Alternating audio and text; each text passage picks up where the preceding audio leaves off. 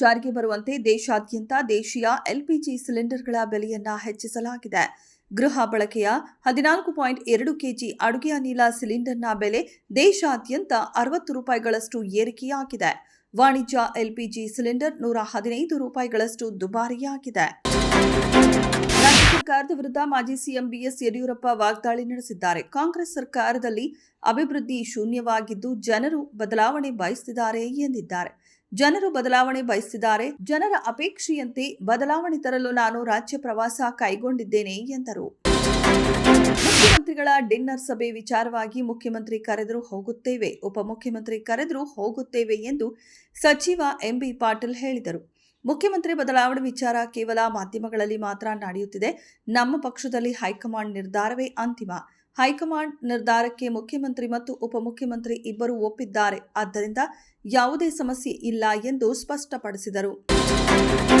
ರಾಜ್ಯದ ಕಾಂಗ್ರೆಸ್ ಸರ್ಕಾರವು ಆಡಳಿತದಲ್ಲಿ ವಿಫಲವಾಗಿದ್ದು ರಾಜ್ಯವನ್ನ ದಿವಾಳಿತನದತ್ತ ತಳ್ಳುತ್ತಿದೆ ಎಂದು ಆರೋಪಿಸಿ ಜನತಾದಳ ಪಕ್ಷವು ಜೆಪಿ ಭವನದಲ್ಲಿ ಸರ್ಕಾರದ ವಿರುದ್ಧ ಆರ್ಥಿಕ ಚಾರ್ಜ್ ಶೀಟ್ ಬಿಡುಗಡೆ ಮಾಡಿತ್ತು. ಯುವ ಘಟಕದ ರಾಜ್ಯಾಧ್ಯಕ್ಷ ನಿಖಿಲ್ ಕುಮಾರಸ್ವಾಮಿ ಅವರ ಜಂಟಿ ನೇತೃತ್ವದಲ್ಲಿ ಈ ಮಾದರಿಯನ್ನ ಲೋಕಾರ್ಪಣೆಗೊಳಿಸಲಾಯಿತು. ಮುಖ್ಯಮಂತ್ರಿ ಸಿದ್ದರಾಮಯ್ಯ ಶುಕ್ರವಾರ ಕರ್ನಾಟಕ ಬಜೆಟ್ 2026 ಮಂಡಿಸಿದರು. ದಾಖಲೆಯ 17ನೇ ಬಜೆಟ್ ಮಂಡನೆ ಮಾಡಿದ ಸಿದ್ದರಾಮಯ್ಯ ಹಲವು ಘೋಷಣೆಗಳನ್ನು ಮಾಡಿದ್ದಾರೆ. ಎಚ್.ಡಿ. ಕುಮಾರಸ್ವಾಮಿ ಸಿದ್ದರಾಮಯ್ಯ ಬಜೆಟ್ ಕುರಿತು ಪ್ರತಿಕ್ರಿಯೆ ನೀಡಿದ್ದಾರೆ. ಸಾಲ ಮಾಡುತ್ತಿದ್ದೀರಿ, ಸರಿ, ಅದನ್ನ ಏನಕ್ಕೆ ಬಳಕೆ ಮಾಡ್ತಿದ್ದೀರಿ? ಸಾಲಕ್ಕೆ ತಕ್ಕಂತೆ ಬಂಡವಾಳ ವೆಚ್ಚವೂ ಆಗಬೇಕಲ್ಲವೇ ಎಂದು ಪ್ರಶ್ನೆ ಮಾಡಿದ್ದಾರೆ.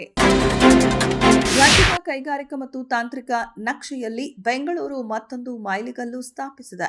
ನಗರದ ಕಾಡುಗೋಡಿ ಸಮೀಪದ ಟೈಟಾನಿಯಂ ಟೆಕ್ ಪಾರ್ಕ್ನಲ್ಲಿ ನಿರ್ಮಿಸಲಾಗಿರುವ ಅತ್ಯಾಧುನಿಕ ಏರ್ಬಸ್ ಇಂಡಿಯಾ ಟೆಕ್ನಾಲಜಿ ಸೆಂಟರ್ ಅನ್ನು ಉಪಮುಖ್ಯಮಂತ್ರಿ ಡಿಕೆ ಶಿವಕುಮಾರ್ ಹಾಗೂ ಬೃಹತ್ ಮತ್ತು ಮಧ್ಯಮ ಕೈಗಾರಿಕಾ ಸಚಿವ ಎಂಬಿ ಪಾಟೀಲ್ ಉದ್ಘಾಟಿಸಿದರು. ಕಾಂಗ್ರೆಸ್ ನಾಯಕ ರಾಹುಲ್ ಗಾಂಧಿ ಅವರು ಕೇಂದ್ರದ ನರೇಂದ್ರ ಮೋದಿ ನೇತೃತ್ವದ ಸರ್ಕಾರದ ವಿರುದ್ಧ ತೀವ್ರ ವಾಗ್ದಾಳಿ ನಡೆಸಿದ್ದಾರೆ. ವಿದೇಶಾಂಗ ನೀತಿ ಎಂಬುದು ಒಬ್ಬ ವ್ಯಕ್ತಿಯ ನಿರ್ಧಾರದಿಂದ ಅಲ್ಲ, ಸಾಮೂಹಿಕ ಇಚ್ಛಾಶಕ್ತಿ ಮತ್ತು ರಾಷ್ಟ್ರೀಯ ಹಿತಾಸಕ್ತಿಯ ಆಧಾರದ ಮೇಲೆ ರೂಪುಗೊಳ್ಳಬೇಕು ಎಂದು ಅವರು ಅಭಿಪ್ರಾಯಪಟ್ಟಿದ್ದಾರೆ. ಅಮೆರಿಕ ಮತ್ತು ಇಸ್ರೇಲ್ ವಿರುದ್ಧ ಹೋರಾಡುವುದನ್ನ ಬಿಟ್ಟು ನಮಗೆ ಬೇರೆ ದಾರಿಯಿಲ್ಲ ಎಂದು ಇರಾನ್ ಉಪ ವಿದೇಶಾಂಗ ಸಚಿವ ಸಯೀದ್ ಖತೀಬ್ ಜಾದೆ ಹೇಳಿದ್ದಾರೆ.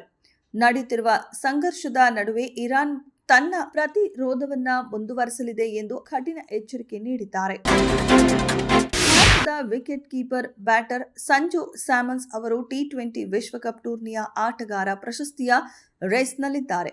ನಾಮನಿರ್ದೇಶನಗೊಂಡ 8 ಆಟಗಾರರಲ್ಲಿ 31 ವರ್ಷದ ಸಂಜು ಸೇರಿದ್ದಾರೆ. ಈ ಟೂರ್ನಿಯಲ್ಲಿ ಸ್ಯಾಮನ್ಸ್ ಬರೇ 4 ಪಂದ್ಯಗಳನ್ನಾಡಿದ್ದು ಕೊನೆಯ 2 ಪಂದ್ಯಗಳಲ್ಲಿ ಪಂದ್ಯ ಶ್ರೇಷ್ಠ ಗೌರವಕ್ಕೆ ಪಾತ್ರರಾಗಿದ್ದಾರೆ.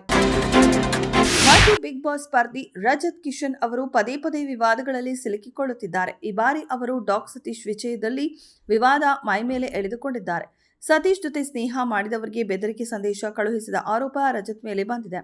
ಈ ಘಟನೆಗೆ ಸಂಬಂಧಿಸಿದಂತೆ ಕೆಆರ್ಪುರ ಪೊಲೀಸ್ ಠಾಣೆಯಲ್ಲಿ ಎಫ್ಐಆರ್ ದಾಖಲಾಗಿದೆ. ಬೆದರಿಕೆ ಮತ್ತು ನಿಂದನೆ ಆರೋಪದ ಮೇಲೆ ದೂರು ನೀಡಲಾಗಿದೆ.